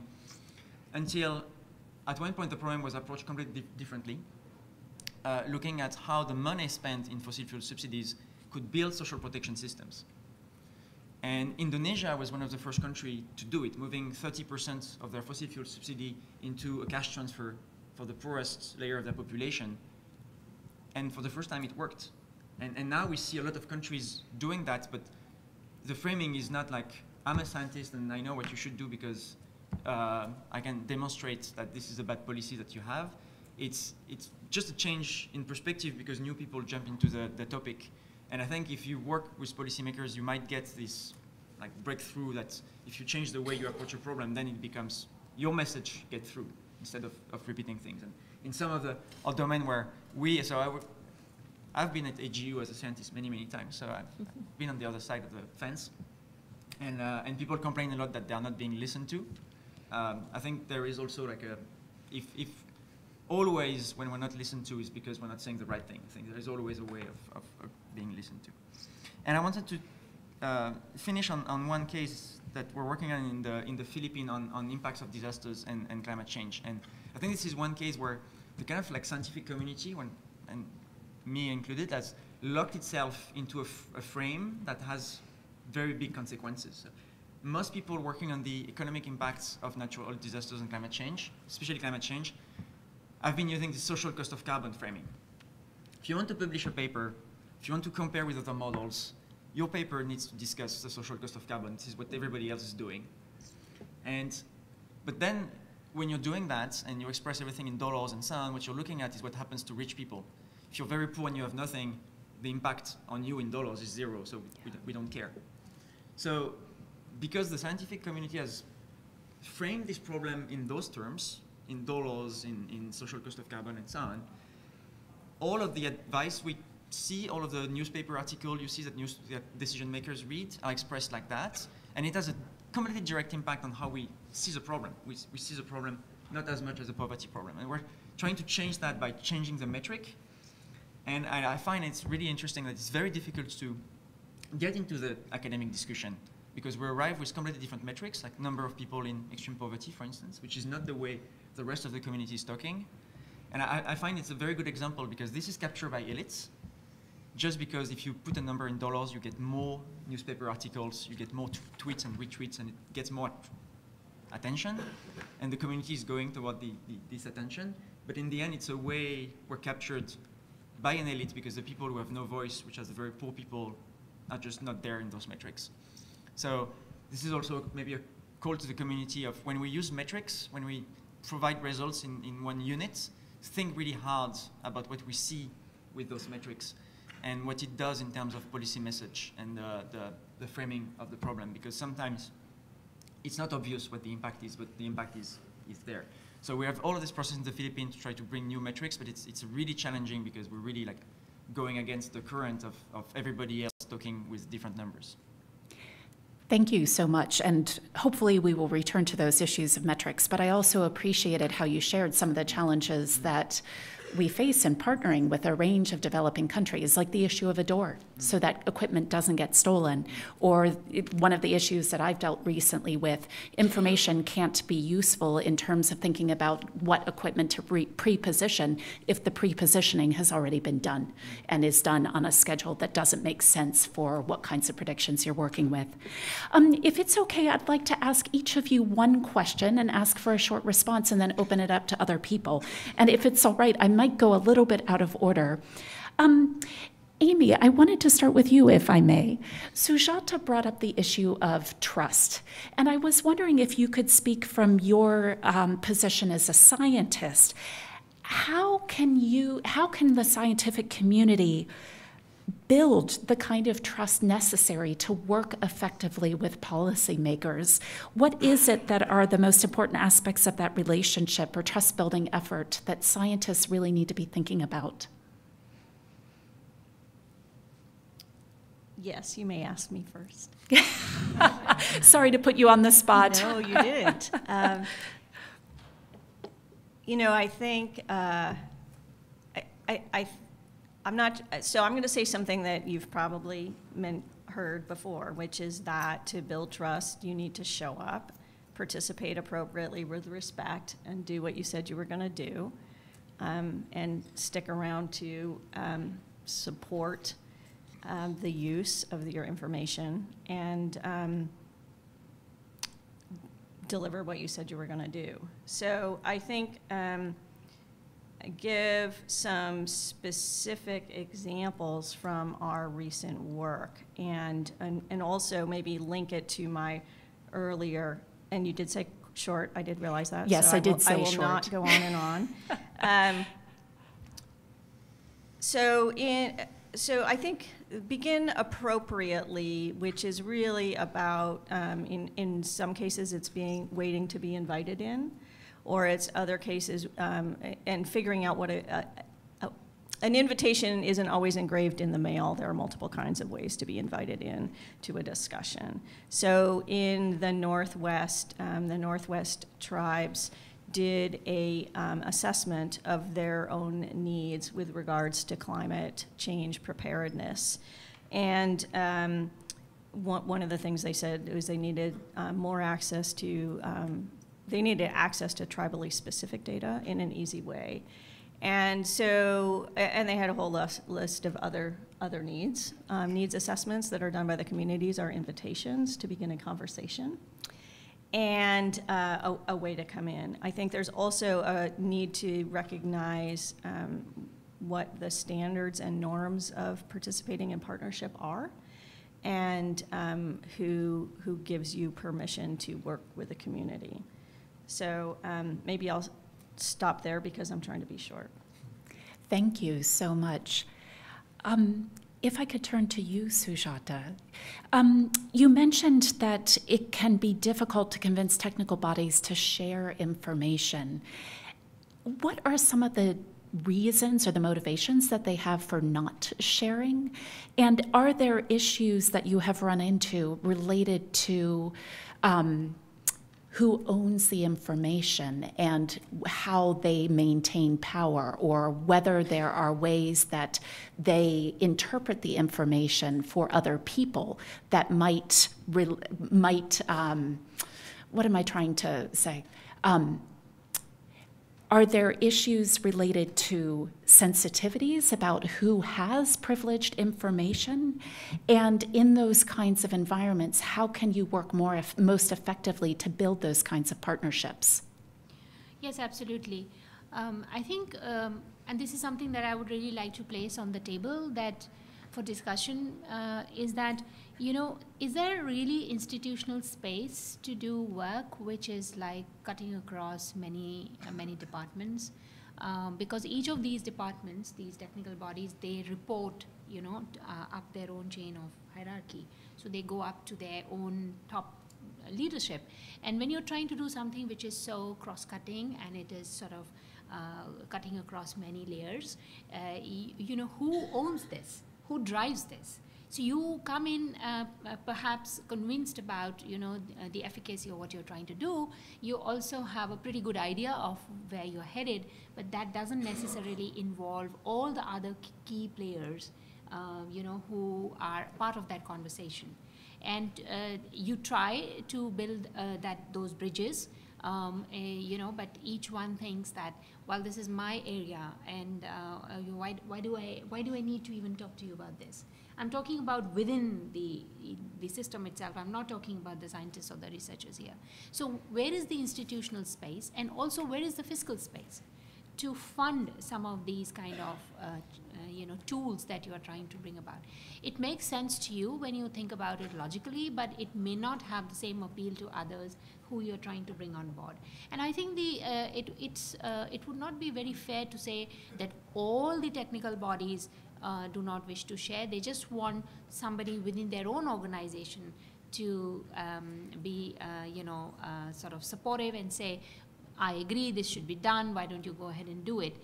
So it's how you use your own position vis-a-vis, you know, the stated position of those bodies, and how do you actually start the conversation. My own experience has shown that when you start doing the work, that itself creates a momentum. Then that process of building trust happens. And we were talking about a book earlier, so I don't mind sharing, you know, this recent book I read, this written by Tarun Khanna, who's heading the South Asia Institute in Cambridge, and he teaches in the Harvard Business School. And he talks exactly about this. He says that, you know, you have to also look at the context in which you're operating. So for example, in the US, you may have a recipe of a secret sauce or some nice new soda, or you may discover a medical procedure which can save costs and lives, or some engineering process, and you can actually build a whole company around it.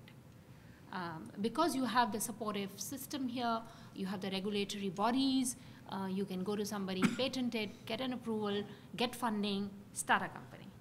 Whereas in the developing world, these kind of supportive systems are either not existing, or they are at a stage where they don't play that supportive role. So the things would move in a very different way. And so unless you understand the context in which you're placed and how you can use it to support your own work, you may either miss it completely, not reach the destination you want to, or even if you are trying, it may take you much longer to get there. I don't know if I could answer your question fully. Yeah, actually, that was a very useful answer, at least for me. Everybody else, you can prepare questions to follow up on that kind of stuff. Stefan, if I may turn to you finally for the last question before we open it to the audience. You mentioned metrics and how we define metrics, distorting how we think about issues. And I'm curious, in your point of view, how do we measure success in terms of responding to climate change? How should we address that? That's a nightmare question. Sorry to wake up the nightmares. We're living the dream. Exactly. That's a good attitude. No, so the thing is there are many different ways. This is many different questions. This is not just one question. I mean, there is one question which is the question about the process. How do we make sure we take into account the information we have in a way that is scientifically sound, that's fair to the different parties, and that's sort of like transparent, that people making a decision know what they're doing. And this doesn't say that the outcome of the decision is resilient. And I think one thing which is really important, so we're trying to develop this type of tools to measure how well we're including risks into our investments. And the last thing we want to do is to tell people what they can and what they cannot do, because this wouldn't make sense. You wouldn't develop China and reduce poverty the way they managed to do it without developing the coastal zone and increasing risk tremendously.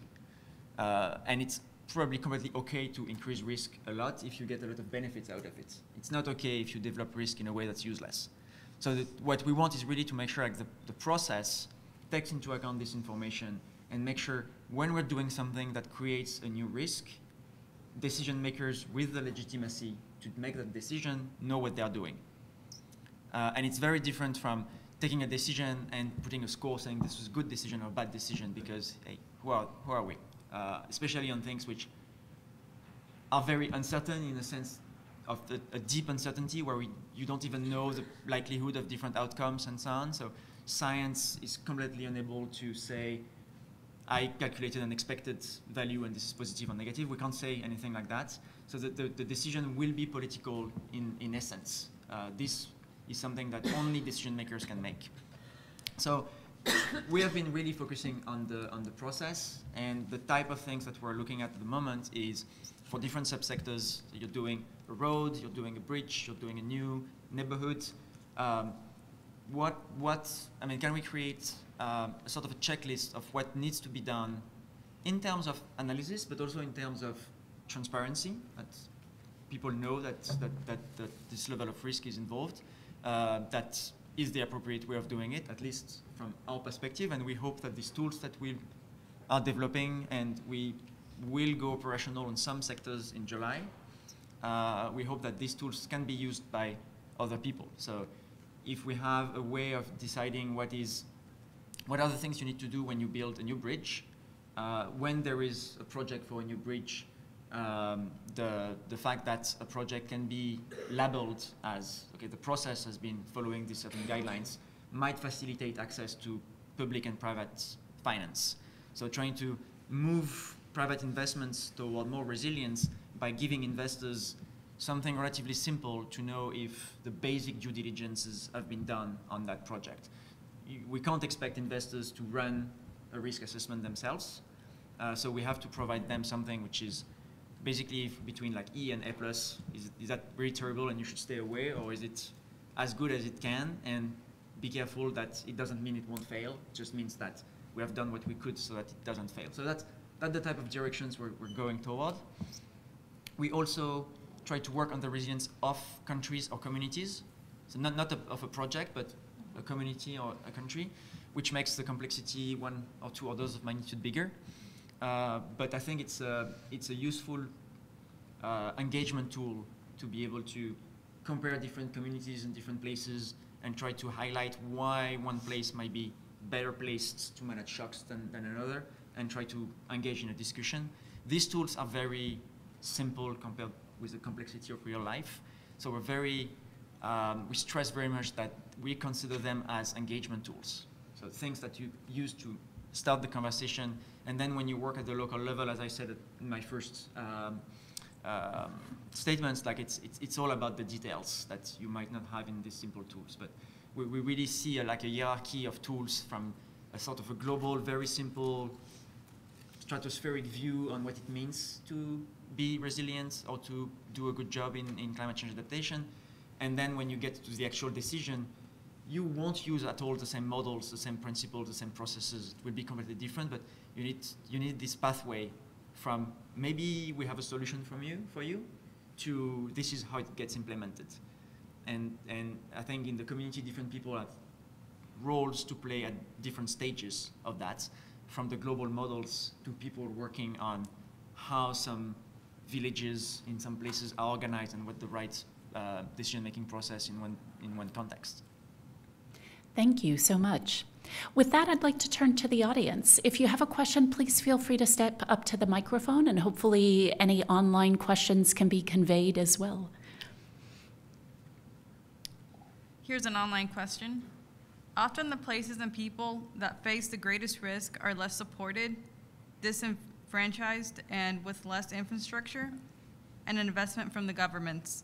In such places, data from weather and climate are limited or does not exist. What can be done about this when these places are not valued by those who hold power? Who would like to take that on? Sujata. Yes, I'm happy that question has been asked, because there is this, general understanding and perception that there is not enough data to support evidence. I have seen in my own working life that the contrary is true. There is a lot of data, but actually that is not being analyzed or perhaps being looked at in a way that could make it, useful for policy setting. In public health, for example, we used to collect huge data, and we had 62 different applications running which were giving us information on different diseases, on age groups, on gender breakup, the way the drugs were being consumed. We were looking at, attendance, procedures being conducted in the hospitals and the facilities around the state, etc. But it's the challenge is in actually making sense of that data, of having, a support staff who works along with you to come up and give you trends and say, this is what's happening, this is where we need to put, more attention of more finances, and this is what, is going well. So you don't get that sense as you work in the system. The same is true also, I think, for weather-related data. There are technical bodies who have a lot of information, and but it sort of remains within a smaller community. It doesn't come out so much into the open, and it's definitely not available to everybody. Of course, I would say that there is always scope for improvement in the way the data is collected. Perhaps some things need to change. We need to reinvent what is being done, make it simpler, for example, because a lot of things are collected which need not be collected, and what is collected should be looked at. I think that's where the challenge really is. So in the government, the inherent expertise to be able to use that data is low. And therefore, we need to build those collaborations and partnerships with people who can help us make sense of it, and try to use that information to do better policy setting. Stefan, I think you wanted to add a bit? Yeah, I think that there are two different questions. There is one question which is, what kind of information do we give poor people to make their own choices and find their own solutions? But there is also another question, which is, because societies are very segmented, decision makers might just not be aware of what's going on in some places. So I think there is a role of giving sort of a voice, giving some awareness of what happens to very poor people, and as we're doing household surveys in post-flood situations, especially in African countries, African cities, and it's striking that you don't need 30-year time series to look at flood risk in those places. It's basically places flooding every year. So the data collection, the low-hanging fruits are huge, because it's much easier, in a sense, to find solutions in those places and for those people, because the risk level is so high. They are so far from any sort of decent conditions of living that it's very easy to improve. So I think this situation is also makes it like very much easier to create knowledge from a scientific perspective and to find solutions. So there is also hope on that. But there is one point I wanted to make very clear is if in a society relationships are unfair, there is not much you can do, right? So we have been working on the impact, distribution and impact of climate change, looking at physical risks. So who is exposed to floods, who is exposed to things and so on.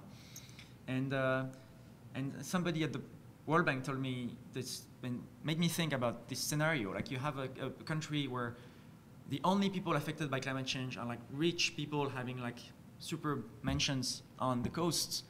So you do your physical risk analysis and it's only rich people. And then you have like the government basically moving money away from food stamps to finance coastal protections. And even though the physical impacts are only on the rich people, you have basically the response that makes sure the people who have no voice and no say in the decision-making process are the one paying the costs.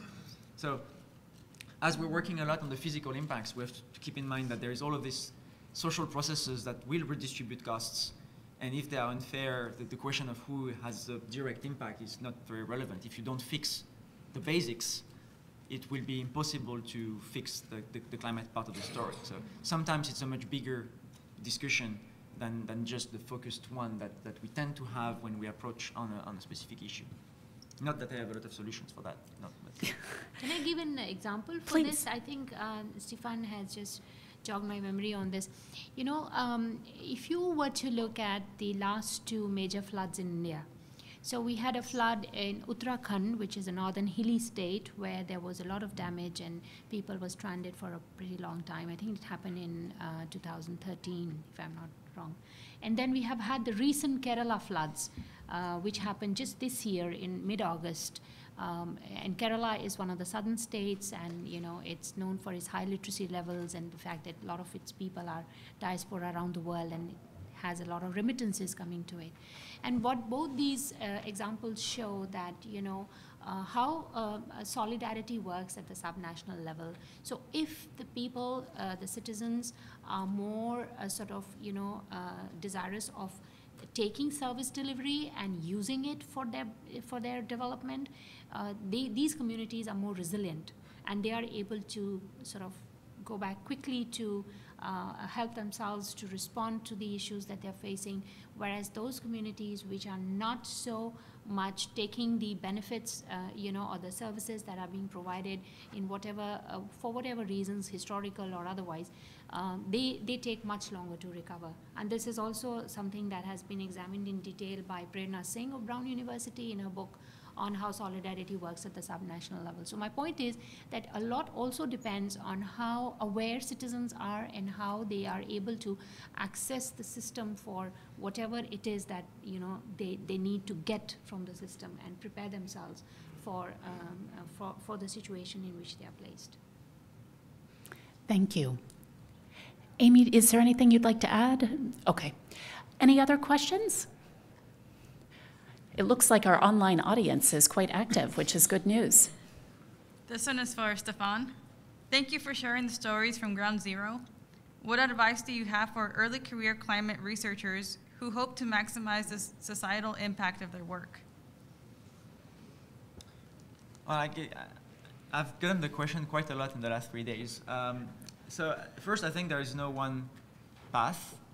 And I mean, you can be the most like recluse scientists working on your papers and your model, talking to nobody and make a huge difference because you have improved something in the model, and then we understand better the West African monsoon, right? So I think there is this like first layer bias that the people who have an impact the most visible are the first layer people really engaging, but I don't think this should be at the expense of understanding what's going on in the climate system.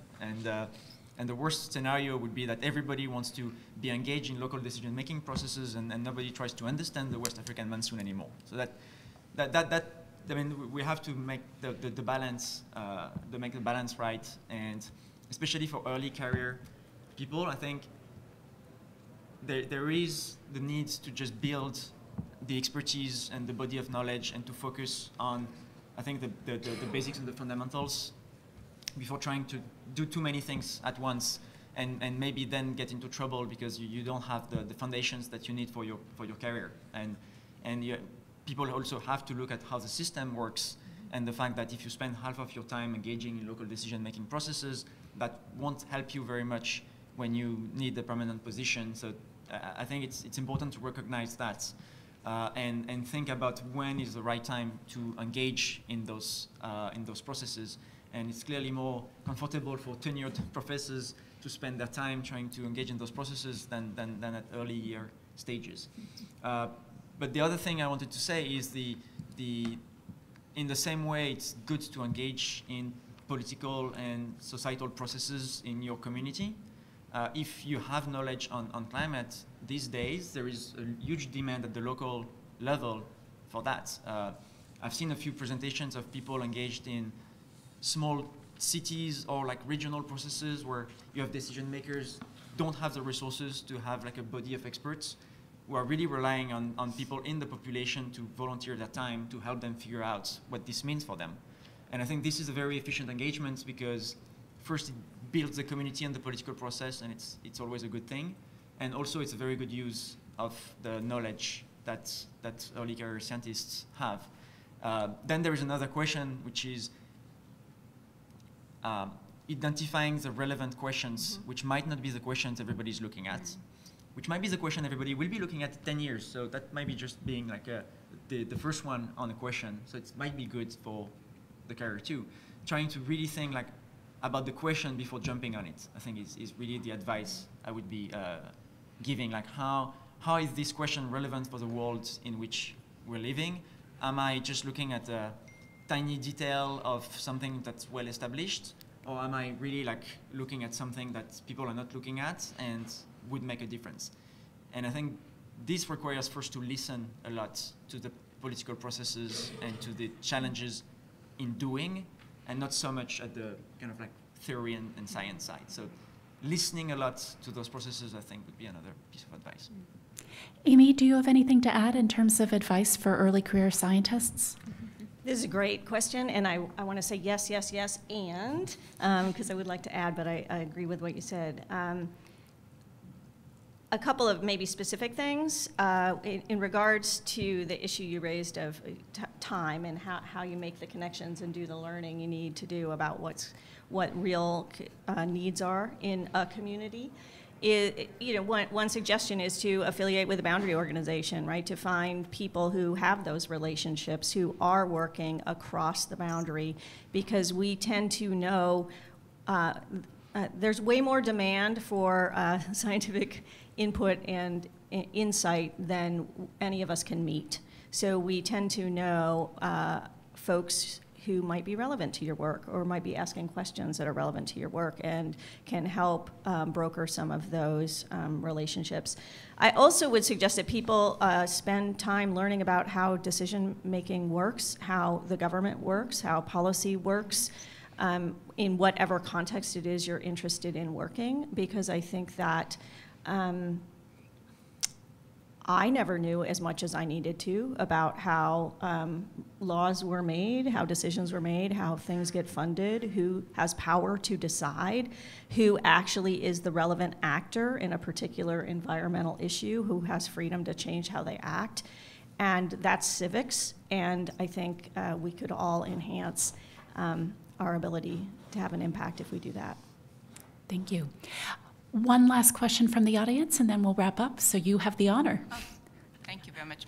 Thank you very much for all of the interesting discussions and thought-provoking topics here. And in dealing with how science is used within these, addressing needs of communities and building trust, these are all really powerful concepts and topics. But in listening to these conversations, it very much seems that science, it's a one-way process, that you're addressing the needs of people. And I'm wondering how you might be incorporating that traditional ecological knowledge. There's different ways of knowing and addressing those problems. How is that being incorporated, or if you provide some examples to address people's needs? That seems to be more of incorporating the people in the decision-making process and building on their assets, not only the needs of the community, but the assets of the communities. And I'm wondering if you could give some examples of ways that this may be done in incorporating different types of scientific knowledge, empowering people with mutual respect and trust in incorporating again, I'm just repeating myself. Thank you so much. Thank you. That's probably a good question to finish on as well, and might give an opportunity for everyone to include a final remark as well. Sujata, would you like to go first? Yes, I'm so delighted that you asked that question. And it is something that, if you manage to actually reach that point where you involve the citizens in the decision-making process, that is really the most wonderful thing that you can be party to. So I can share an example about one of the districts where, under the Clean India campaign, we were in the process of constructing toilets. And over the decades, this program has not had the success that it should have by now. And so we were a little concerned about how do we go about making sure that the community accepts it. And so there was what we did, we started with those villages where the leadership was with a woman sarpanch. So we looked at those areas where there was a lady heading the village panchayat, and we asked them as to what is it that they would want in terms of better acceptability. So they told us a very simple thing. They said, can we have a washing area or a bathing area along with the toilet? It was as simple as that. And the moment we said, okay, yes, we can do it, but would you sort of contribute a little bit, because we had only that much of fiscal space for the project, they also gave us space within the household. So all along, toilets have been constructed outside, which is like more in the common areas, and then it's nobody's ownership. But here, what we could do was convince them to give us space within the house. And so when we started constructing these houses, they contributed also through labor, the whole household, and they took great pride in it, and they actually started using it. This spread through word of mouth, and there was a demand, so much demand that we could not then, we started running out of funds to cover the entire district. But ultimately this got done, and the district's name is Nanded. It's in southern Maharashtra, and today all the villages in that district have toilets which are constructed within the household, and they're being used. All right, I have a very different specific example, which is a collaboration we did with a tribal community in the Northwest who's very interested in understanding what the vulnerability of very specific wildlife species of interest to the of priority to the tribe, what their vulnerability was to a changing climate. And if you think about biological impacts in a complicated ecosystem, these are for species that there wasn't a species population model that you could plug something in and come out the other end. And so what we did is we worked together to develop a conceptual model of how climate would affect grizzly and mountain goats, and what the linkages are between the things we know might change and the way changes had been observed on the ground and what was perceived. We developed a combined sort of mental map and conceptual model of how different environmental influences would create vulnerability to climate change of species of interest where nobody actually knew the answer, and we couldn't do it unless we worked together. So we need to conclude that just on that point, I want to say that's what I meant when I said like listening is important. Yeah. It's really not a one-way street, and the ability to listen and understand that if people don't do what we think is the right thing, it's probably not because people are stupid, but most likely because they know better. So with that, we are going to wrap up with recognition that we have gone over a little bit. I want to thank all of the speakers and all of the people who participated in this session. And just one thought, kind of one wrap-up sentence. I think one of the most important things that I've heard from the panel is the importance of listening, the importance of an open mind, the importance of building trusting relationships, and the importance of showing up.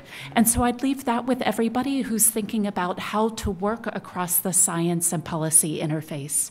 Thank you all so much, and have a great rest of your day. Thank you.